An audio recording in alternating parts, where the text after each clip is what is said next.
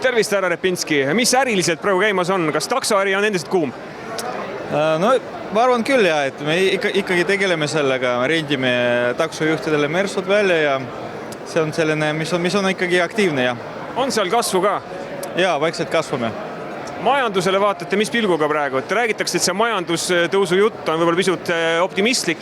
Kuidas taksonduses paistab asi? No, taksonduses on see alati niimoodi lainetega, et on parimaid, on halvemaid aegu. Hetkel, ja vahel ikkagi, isegi kui majandus langeb, siis vastupidi, rohkem inimesi läheb sinna tööd tegema ja meie jaoks me pakume seda teenust, et ikkagi see võib olla isegi mõnes mõttes hea aeg.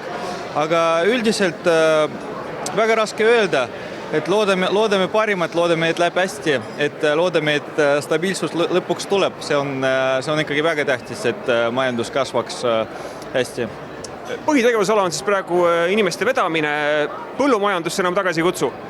Põllumajandus vahel kutsub aga see ei ole... Näed mõnda kitse, mõtled, kurat, on ikka armas loom. Ei, no, kui mõelda tegelikult põllumajandus, kui ausalt öelda, siis ikkagi nostalgiat on ja ühelt poolt tahaks, aga jah, põllumajandus on rasked ajad ja meil põhiline tegevus, millega me tegeleme, pakume tegelikult need rendiautod ja see taksonduse osas, see on selline lisategevus, peamine, millega tegelen praegu on raamatupidamine ja finantsjuhiteenused ja meil on väike ettevõte, pakume seda nii Eesti klientidele kui ka välismaa klientidele ja ka vaikselt kasvame.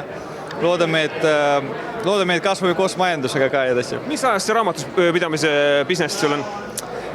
No aktiivselt hakkasin tegelema mingi 3 aastat tagasi umbes ja et muidu kui lõpetasin kõrgkooli just sellisel erialal, et siis hakkas järjest rohkem huvi pakkuma ja lõpuks siis läksin selle peale järjest aktiivsemaks, hakkasin sellega tegelema ja vaikselt niimoodi tulevad uued kliendid juurde, kuna vanad soovitavad meid.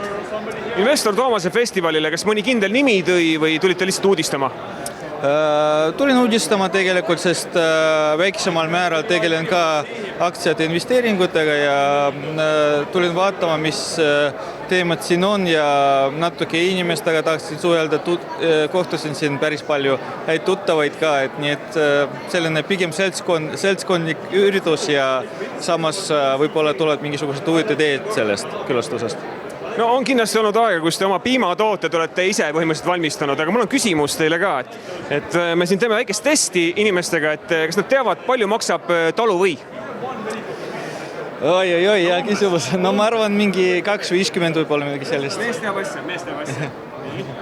Kas kitsevõid ka tehakse? Jah, võib küll teha. On hea? Ma vist ei ole isegi proovinud kunagi. Nii, hapukoor palju?